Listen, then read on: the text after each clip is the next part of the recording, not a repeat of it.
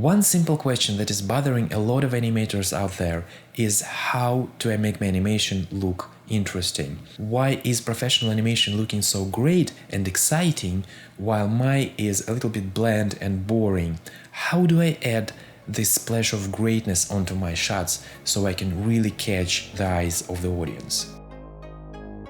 What's up everybody, and welcome back to my channel. So this is certainly one of the questions that I ask myself a lot, because the weird part about this is that even knowing the answer, even when you can tell what makes a shot great, doesn't necessarily crack the code on how did the animator arrive to that. But it doesn't mean that we shouldn't try to understand this, that we should just accept someone else's talent as a given and stop searching for answers. And this is something that doesn't just apply to animation students, but rather a much wider group of animators, because technical ability to animate doesn't have a lot to do with this. It doesn't automatically guarantee that your shot will be great or exciting to watch.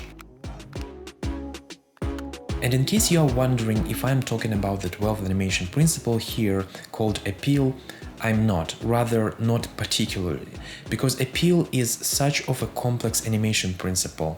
If you think about it, it's like a great cooking recipe from a chef. What do we need? We have this list of ingredients, which by the way are the most exotic and super expensive and difficult to get ingredients. And then you have your cooking steps. What do you do? Like mix, blend, stir, and things like that, which will take, by the way, hours and hours and hours. Then after all this, you are adding a little bit of a secret sauce.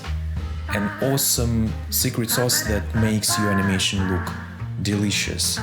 This is what appeal is about. So before we're ready to talk about appeal on this channel, let's focus on more down-to-earth things, which doesn't necessarily mean that they are not complex by themselves, but they are like little building blocks that will help us approach appeal, which hopefully can help us in this quest of finding the answer, how do I make my animation look interesting? So one of the ingredients in this secret sauce is called contrast, and this is something that I wanted to talk to you about. Okay, here's what we're going to cover in this video. First, we're going to talk about the role of contrast in your animation. Why do we need it? Second is where to apply contrast, what areas of your animation we can apply contrast to. Third, how do we do this? What tools are at our disposal in order to apply contrast? And at the end, we will summarize everything and take a look at one of the great examples. You're probably familiar with the concept of contrast in art in general, because it's one of its major principles. We're constantly interpreting what we're seeing by comparing this information with the memories that are stored in our brains.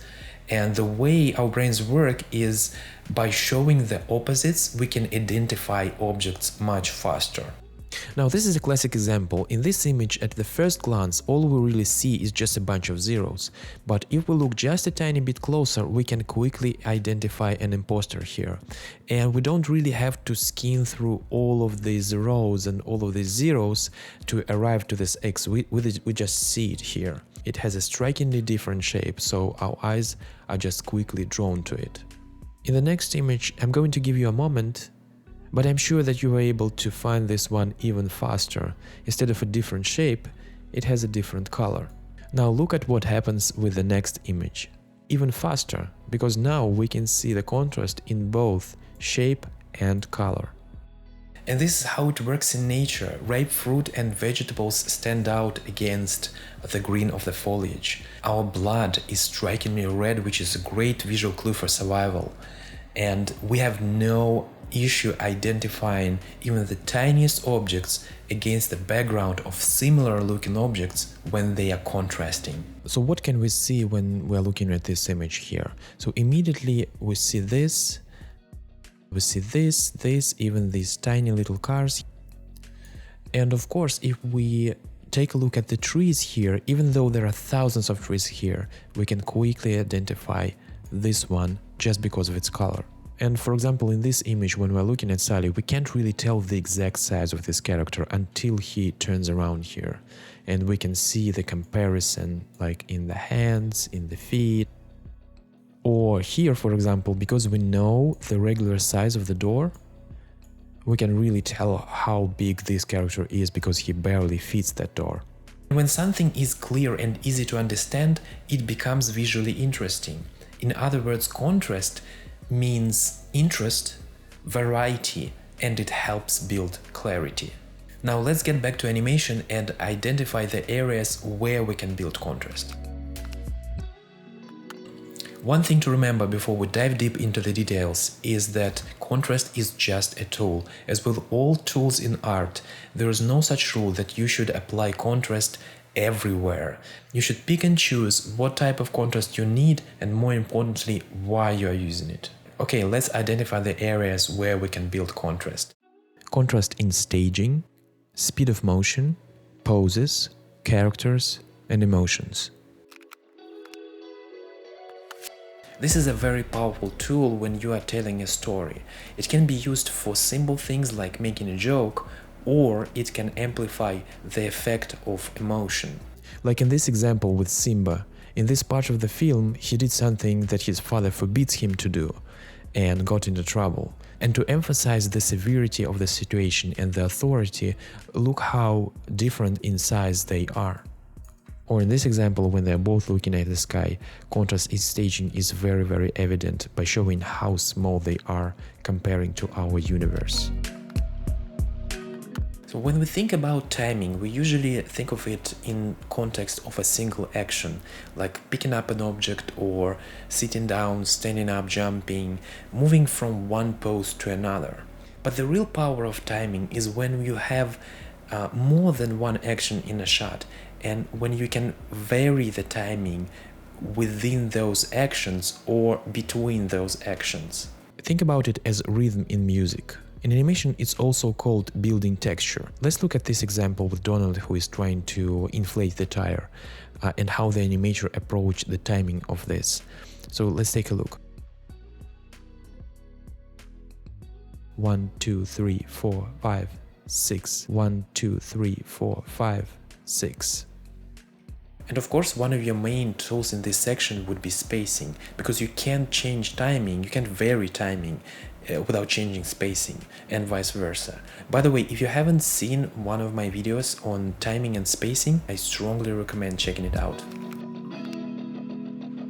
This type of contrast is probably one of the most familiar ones for many of you. We all love to pose our characters, make those poses as beautiful as we can. We like to push them, exaggerate, and I will talk about exaggeration a little bit later in this video.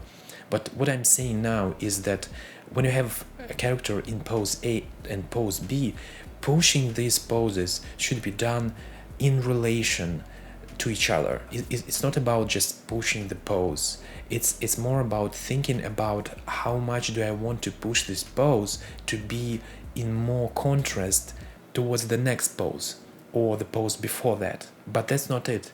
If you have multiple characters in the shot, how they relate to each other, making contrasting poses of these characters can also be very interesting, as is the contrast in the pose itself, breaking the pose into two parts, complex versus simple. Here's a good example of contrasting poses between the characters from Tangled, which, by the way, has become somewhat of a staple of excellent poses that have 2D feel in them without being 2D. We can see how different these poses are. So this has this line of action, this has a straight. And as I mentioned before about the contrast inside the pose itself, look how simple this part of the pose is, and this here. This is simple, and this is complex, and this is complex as well. And what it does is it really helps not pay attention to the background here and focus on this side over here. This is also a great contrasting pose and very simple. It immediately tells us what these characters are feeling. Look how amazing, simple and clear all this stuff is. This is mostly applied to your own stuff. When, for example, you are working on a shot for your demo reel or something like that, on your own projects, as opposed to working on film or video games where the characters are predefined for you. But when you have the freedom of making the shot from scratch, contrast in characters is something that I really recommend thinking about. No one really wants to see similar characters in the shots. It's when you make them different in as many aspects as you can, and then placing them into the same situations that they are experiencing, you can really show their personalities by the difference in how they behave in this situation, how they react to something that is happening in the scene. And as an audience, this is what makes us believe in their performances. And simple as it may be, visual difference is one of the most effective tools of contrast. Big versus small, tall versus short, old versus young, dominant versus subordinate, smart versus dumb, playful and funny versus sad and boring, introvert versus extrovert, grounded or over-the-top crazy, or how they move physically, for example, quick versus slow. You need to build this into your ideas before you start working on the animation process itself. I saved this one for the end because arguably this is the most important one. So here I'm not talking about different characters having different emotions. I'm talking about one character experiencing emotional change. Happy to sad can give you so much more interesting viewing experience than just showcasing one particular emotion. This is why when you are studying and you are doing a pantomime assignment, for example, many schools require you to have change of emotion in this assignment. And that change the character is going through, the more contrast you can build into this change, the higher you can make the peaks, the lower you can make the valleys, the more exciting this roller coaster will be. So we talked about the areas where we can build contrast. Now let's take a look at the tools that we have at our disposal, how we can build contrast. So first and foremost, animation principles. Some animation principles have contrast built right into them. Squash and stretch, check. This is super obvious. Anticipation, check. Exactly what we need. We go one way to go the other way. And even though it's mostly motivated by the physics of the movement, it's also a fantastic tool for building contrast. Staging, check, as we have discussed already. Slow in and slow out, this is contrast in spacing. Timing and spacing, of course. Exaggeration, more on that in just a little bit. Solid drawing, sometimes called solid posing in relation to 3D. And appeal. This is super important. Appeal is where the contrast belongs. As I was saying at the beginning of this video, contrast is one of the great tools to achieve appeal.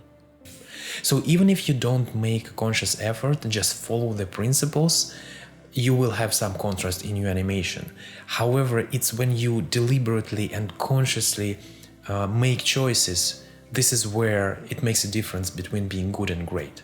This is, by the way, why the planning stage is so important in building contrast. If I was to prioritize like what are the best tools for building contrast, of course planning will be the number one spot. Another tool that we have in building contrast is exaggeration. Exaggeration has contrast at its heart. By definition, we exaggerate to make the change more drastic, to make it more impactful, more clear, more exciting, bigger than life. And if your scene is funny, if your message is funny, and you want to exaggerate the funniest moments, save for them. The key to exaggeration is not to make everything over the top. The key is to be perfectly clear, to tell a story, to emphasize the acting, to deliver a message, and to maximize the impact of that message. You exaggerate. Another great tool is anticipation. Now, we touched briefly on anticipation already. Yes, we go down to go up, we go left to go right, right to left, so on and so on. But we can also build contrast inside this anticipation outcome segment. For example, we can have really big anticipation and then a small payoff. Or we can have really small anticipation and then a big payoff. In other words, we can anticipate one thing and then do completely different thing. Okay, in this video we covered a lot of stuff that goes into understanding of contrast, and that's a lot of information, and it doesn't have to be so overwhelming, and you don't have to apply all of this stuff into your shots today. However, I would recommend starting to at least think about this and finding little places in your shots where you can introduce contrast. If you are a beginner animator, come back to this video from time to time for a refresher, or maybe you will find your ways to make your animation look better and more exciting to watch. If you like this video, please hit the like button, and yeah, I would like to end this video showing you a little scene from an excellent animated movie called Soul. Better Call Saul. No, it's just Soul from Pixar. I think it's a great illustration of contrast and appeal, of course.